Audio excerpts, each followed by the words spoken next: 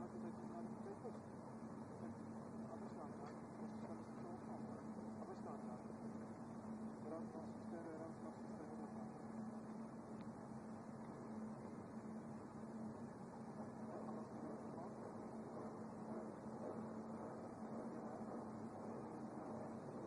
No weź odciszę. Nie, to jakiś się to robi.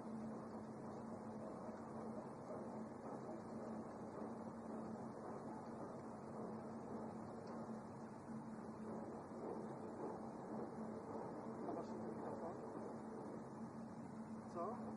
Jak to? No ale no musi być eksplikował, bo to jest na kabel, to jest nawet cień. Musi na kabel działać. Kiedy Polska wstaje na Amerykański, kiedy Polska wstaje na Amerykański, kiedy Polska wstaje na Amerykański, kiedy Polska wstaje na Amerykański na wschodzie do celu, na wschodzie do dzieli na 6 godzin.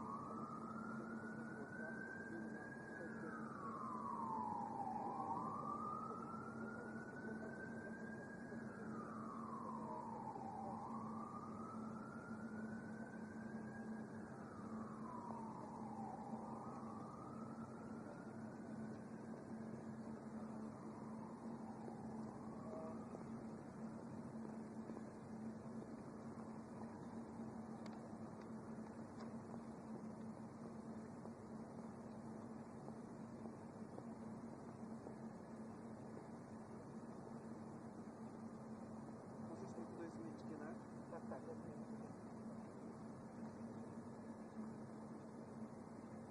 Kiedy Polska wstaje, to Ameryka śpi, kiedy Polska wstaje, to Ameryka śpi, na wschodnim wybrzeżu, na wschodnim wybrzeżu USA, dzieli na 6 godzin. Polacy są lepiej, informacje po prostu szczególnie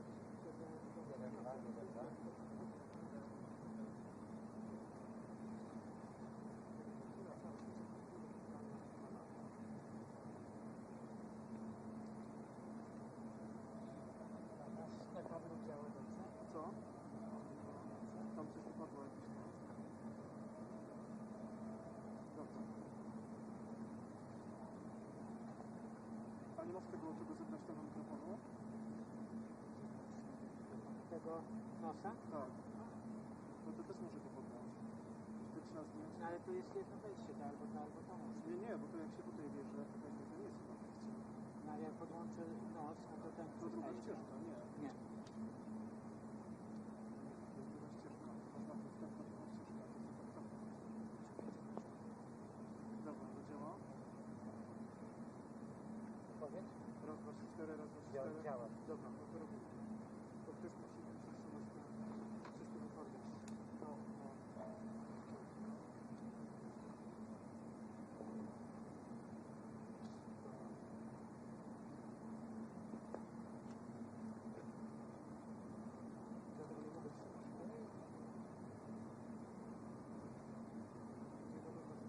Kiedy Polska wstaje na Amerykański, kiedy Polska wstaje na Amerykański, na wschodnim wybrzeżu USA, kiedy Polska wstaje na Amerykański, kiedy Polska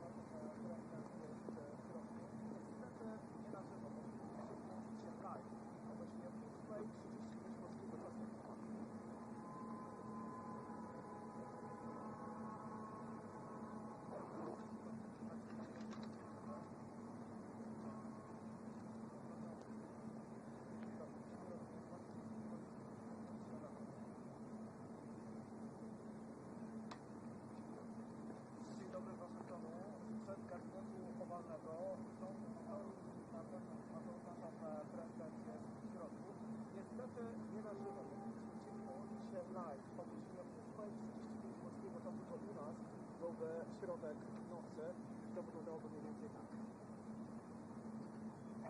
Dobra, i teraz stąd idziemy dalej. Ja byłam. Tak, teraz stąd idziemy dalej. Kiedy Polska wstanie, to Ameryka Świnia. Dobra, i teraz idziemy. Cały czas w tym kierunku. Tak, tak, idziemy. Na razie idziemy. Dobra. Kiedy Polska wstaje, to Ameryka śpi. Na wschodnim wybrzeżu USA dzieli nas 6 godzin różnicy. I tym samym Państwo w Polsce jesteście w lepszej sytuacji, szczególnie dzisiaj, kiedy do kina w całym świecie wchodzi dokumentalne elementy.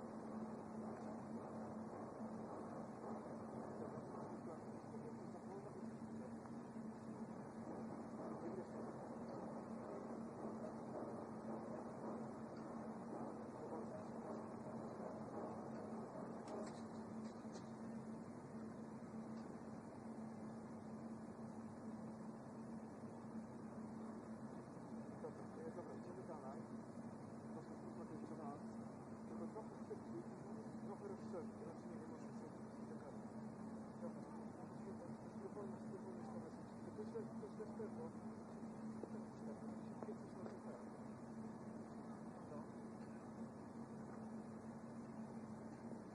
Gotowy? Kiedy Polska wstaje, to Ameryka śpi i szczególnie.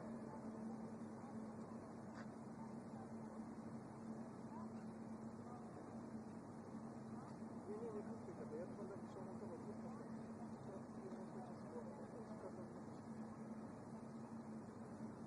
Kiedy Polska wstaje, to Ameryka śpi. Na wschodnim wybrzeżu USA jest 6 godzin różnicy i tym samym Państwo w Polsce jesteście w lepszej sytuacji, szczególnie dzisiaj, kiedy do kin na całym świecie wchodzi dokumentalny relacje. Dobra. Tutaj. Teraz to.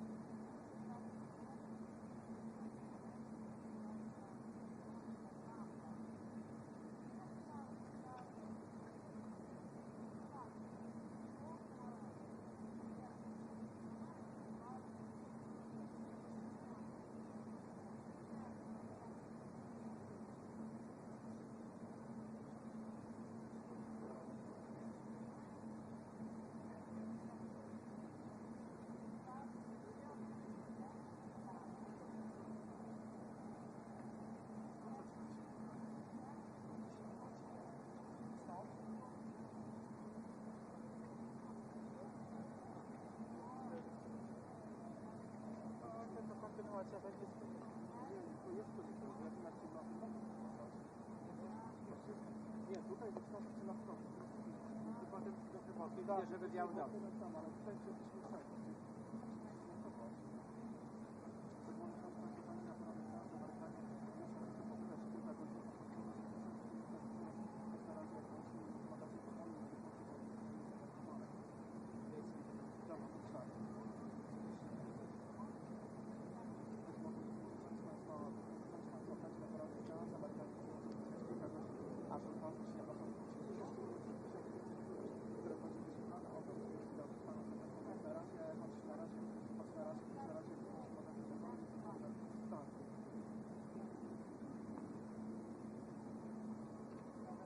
Być może część z Państwa pędzi właśnie na poranny seans. Amerykanie muszą jeszcze poczekać tutaj.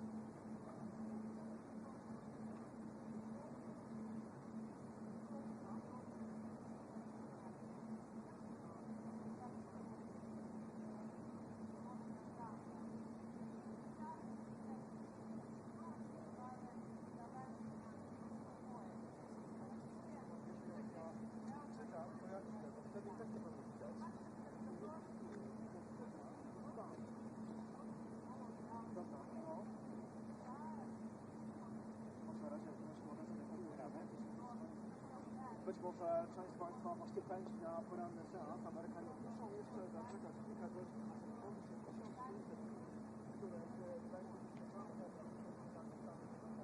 choć na razie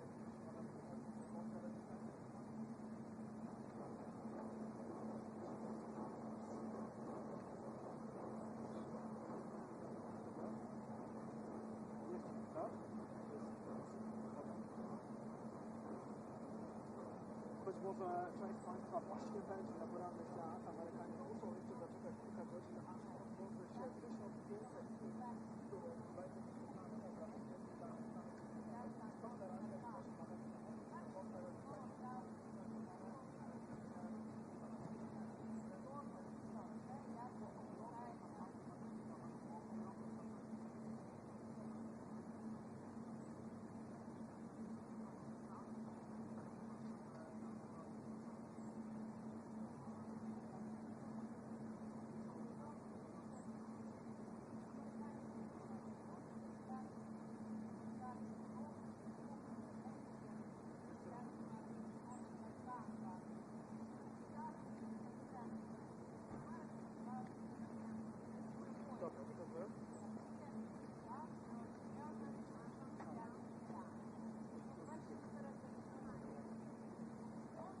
Być może część z Państwa właśnie będzie na poranny seans. Amerykanie muszą jeszcze zaczekać kilka godzin, aż otworzy się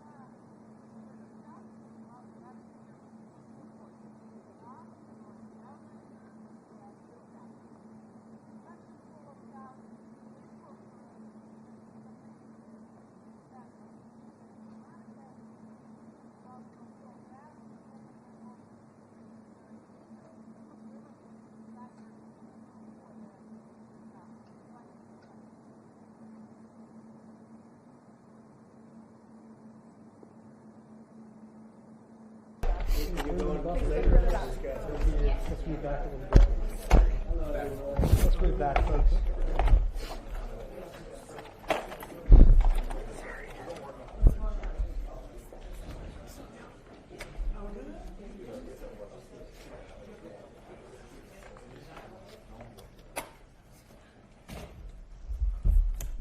Thank you very much, everybody.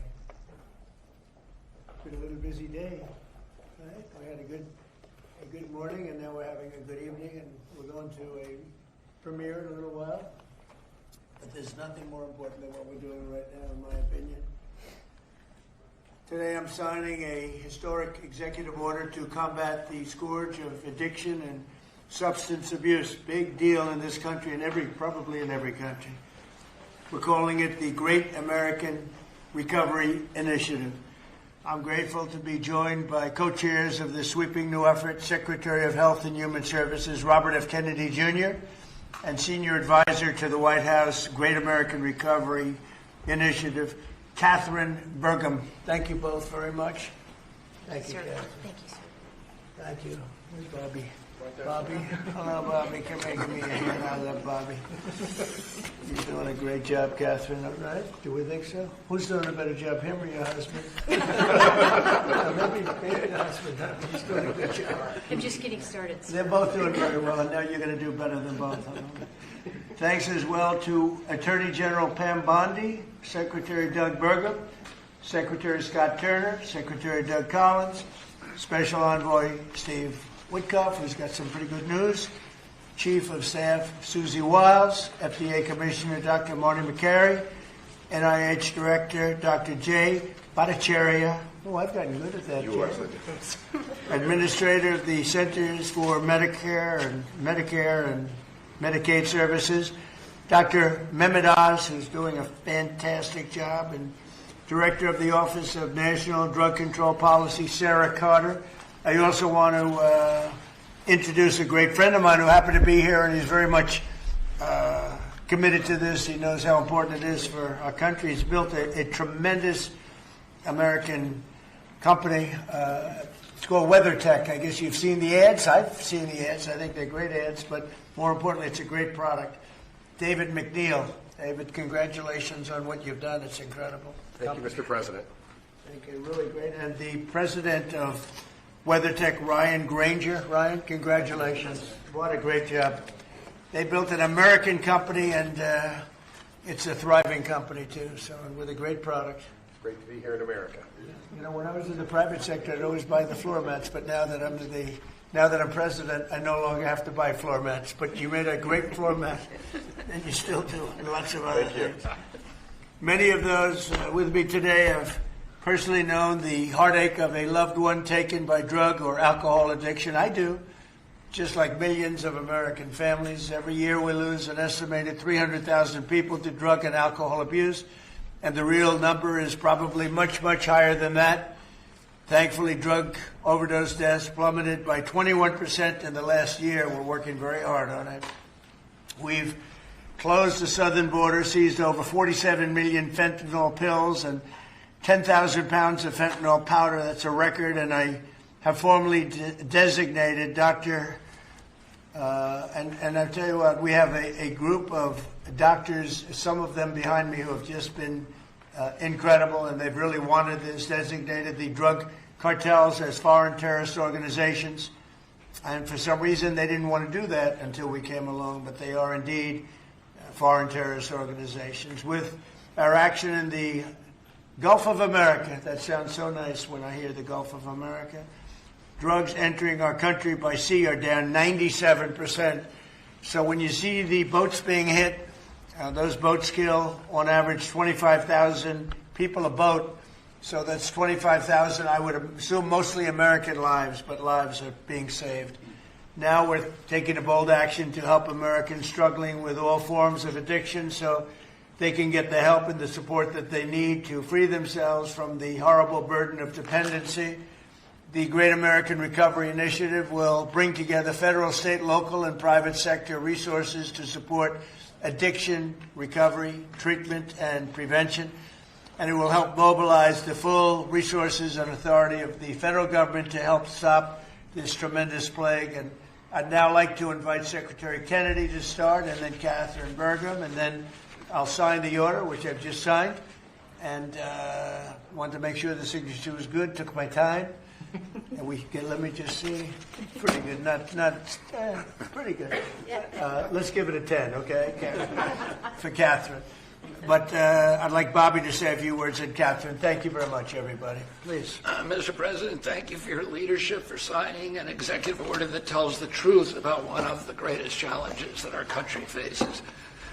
Addiction is not a moral failure. It is a disease. It's chronic. It's treatable. And for too long, our nation has responded with fragmentation, with stigmatization, and silence instead of science, compassion, and coordination. Today, President Trump changes that. With the Great American Recovery Initiative, we finally bring the full strength of the federal government together across healthcare, law enforcement, housing, labor, faith communities, and the private sector to save lives, restore families, and rebuild communities that addiction has hollowed out. Nearly 50 million Americans suffer from substance use disorder. Many never receive treatment. Even more don't believe that help is possible. That is not because recovery doesn't work. It's because our systems have failed to reach the people where they are early enough, long enough, and with dignity. This initiative fixes that. We will align federal programs instead of letting them operate in silos. We will set clear, measurable goals and report honestly to the American people. We will use evidence-based care, modern science, and continuous support, just as we do for heart disease, diabetes, and other chronic illnesses. We will focus on prevention before addiction takes hold. We will intervene early. We will expand access to treatment that leads to real, long-term recovery. And we will support reentry because recovery does not end when treatment ends. It succeeds when people return to their families, their jobs, and their communities with purpose and with hope. As co-chair of this initiative alongside of Katherine Burgum, whose leadership and commitment strengthens this work, I pledge urgency, accountability, and honesty. Katherine and I share the experience of having been addicted and long-term recovery. But almost everybody in this room and almost everybody in our country has been touched by addiction. Steve Witkoff, who was here, had an extraordinary son, Andrew, who was a superstar boy, a straight-A student, an athlete, and a wonderful leader, and lost that son to addiction. President Trump has talked about his own families who had a struggle with addiction. All of us are touched. If it touches these people, it can hurt every American. And President Trump has often talked about, with compassion, about the families who lose children to this disease. 100,000 children a year until recently. Now it's about 76,000. Those families are devastated forever. And the cost to our country, not only in dollars, but in just the malaise and the despair that it imposes, is incalculable. We are going to listen to states, localities, frontline providers, and tribal nations. We will partner with communities and faith-based organizations. We will work with employers, clinicians, and recovery leaders who know what works on the ground. President Trump has already acted decisively, securing the border against deadly drugs, signing the Halt Fentanyl Act, strengthening treatment programs, expanding access to naloxone, medication-assisted treatments, and investing billions in prevention and recovery. This executive order builds on that record and accelerates it. Recovery is not a side issue, it's an economic issue, a workforce issue, a family issue, a national security issue. When Americans recover, communities grow stronger. When families heal, children thrive. And when we confront addiction with courage instead of complacency, we reclaim the promise of our country. This initiative is about life, it's about responsibility, and it's about building a great American recovery together. With this executive order and with major announcements that I will announce next week, we are taking decisive action to make America healthy again. Thank you. Thank you, Bobby, and great job. And you're doing a fantastic job. He's doing a fantastic job. And I saw his wife yesterday, and she confirmed that he's doing a fantastic job. So she's on your side, you know that, which is great. And Oz, thank you for being here. We appreciate it. Katherine, please, go ahead. Thank you, Mr. President. Thank you so much. Your leadership today, relative to this announcement about the Great American Recovery, is a gift to all Americans who are suffering from the brain disease of addiction. And I also want to thank First Lady Melania Trump for her leadership during your first administration, and now the work she's doing championing youth and children, especially related to foster care, where early trauma and instability are often consequences of the disease of addiction. Addictions touch this administration in real and profound ways. President Trump, you've openly spoke about your brother Fred, who struggled with addiction, shaped your life and your understanding of this disease. And Susie Wiles carries the lived experience of her father, the late, great Pat Summerall, whose recovery journey became a source of hope for millions. Vice President Vance has shared his story of his mother's battle and recovery. And as Secretary Kennedy just said, he brings his own lived experience, proof that recovery is not theoretical, it is possible. These stories matter because they are not isolated. They reflect the reality of the over 190 million Americans, that's half our nation, who are impacted in some way by the disease of addiction. And I am one of them. I started drinking in high school, and I was a blackout drinker from the start. For 20 years I struggled, relapsing constantly starting over, constantly trying to stay sober and failing. I reached a point where I truly did not believe there was one single reason for me to keep living, and I was suicidal at the end of my drinking. One day I was out walking alone. I didn't have faith. I wasn't religious, but something in me said I should ask for help. And out loud to no one, because it was just me, I said, I don't know if anyone is there, but I need help. And that was the day I became sober. 15 years later, I found myself somehow standing in front of people as First Lady of North Dakota, thanks to him. But I was asking people to share their stories openly about addiction so we could eliminate the shame and stigma, so more people would reach out for help and more lives could be saved. And today I'm standing here in this incredibly beautiful Oval Office. And if not for the grace of God, I would not be alive today with over 23 years in recovery.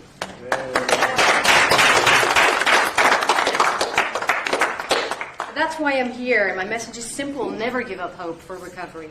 Mr. President, I also want to thank you for allowing me to stand here with you today. I was in this building in 2017 when the administration announced the national response to the opioid crisis. And nearly a decade later, the crisis remains, and in many ways it has grown worse. Not because we lacked compassion, not because we lack effort, but because we never fully aligned our system with the truth. Addiction is not a moral failure. It is not a character flaw, and it's not simply a behavioral issue. Addiction is a lifelong, chronic, relapsing medical disease as real as diabetes, cancer, and heart disease.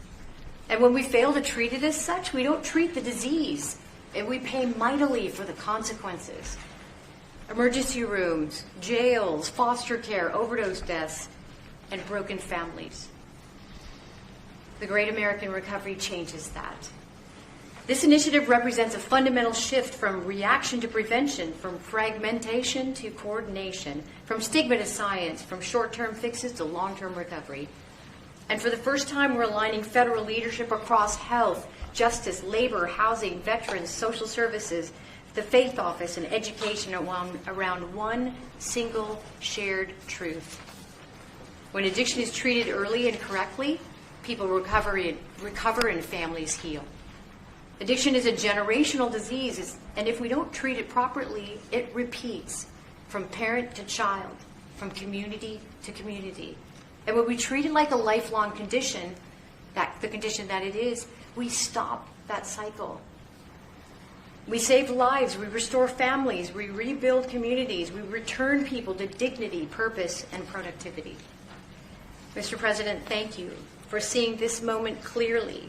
With your leadership and the Great American Recovery Initiative, we're establishing a new framework and a new national response to the disease of addiction, including treatment and care that parallels other chronic diseases. With this framework and treatment, recovery is not the exception, it is the expectation. Thank you. Thank you, Karoline. You know, I saw them riding horses in a video, and they said, "Who is that?" I was talking about her, not him. And they explained it. I said, "I'm going to hire him because anybody has somebody like you to be with. It's an amazing tribute, and it's a great couple, amazing couple." And she's very much a part of his big success. He was a fantastic success, as you know, having been one of the most successful business people. And I saw him campaigning, a great governor, two-term governor. He did a fantastic job, North Dakota. And he's done a great job. And I'll tell you what, Katherine's a very big part of it. I see it. It's just really one of the fantastic couples. So I appreciate it. What a beautiful job you've just done. And I'm going to give this to you, and you can figure out what you're going to do with Bobby, you know. But let's have a good picture of the two of them and everyone else. And I'd like to ask Steve Whitcuff also to say a couple of words while we're finished, because he's a very special person who I knew very well, an incredible person. So if you don't mind, Steve, I'll ask you to do that in just a second. All right? Please, Bob.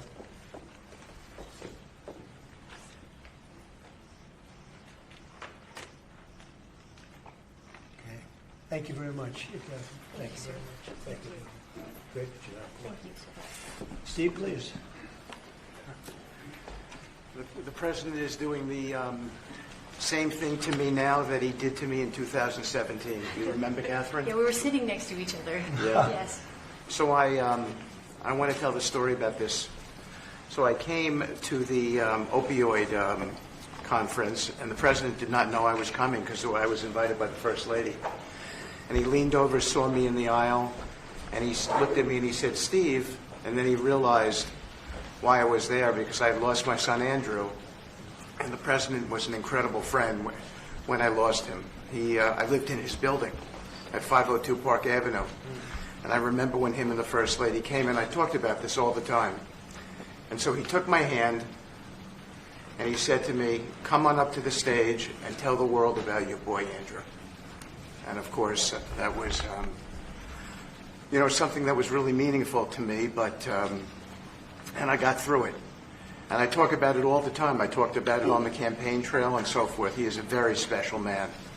And he's begun and led the fight against opioid addiction and alcoholism. And Katherine, I feel like we sort of bonded from that day. And it's just my blessing to work for you, sir. He's a special guy.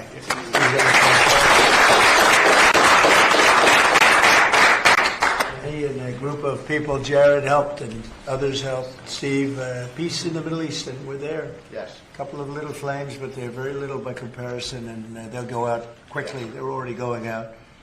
And he's now trying very hard to settle up with Russia and Ukraine, and I think a lot of progress is being made there. And I told that Russia's not doing any shooting for a period of time during this horrendously cold weather. Because of you. So we asked President Putin if they could stop the shooting for a week. They're being hit with proportionately the kind of cold that we're being hit. It's much colder in Ukraine to start off with, but it's really cold now, and he agreed to do that. We appreciated that very much. It's a nasty war. It's a nasty, nasty war. Would anybody else have anything to say? I can say that I am extremely late, but that's okay. Don't worry about me. Would anyone else have anything to say? Doug, you're doing a fantastic job, and we appreciate it. Marty, you are really something special. Everyone's talking about you. Every time, if I don't mention Marty, Bobby always mentions it. So we have a great team. Jay, great. Marty, great. Do you guys want to say something? Thank you. Thank you.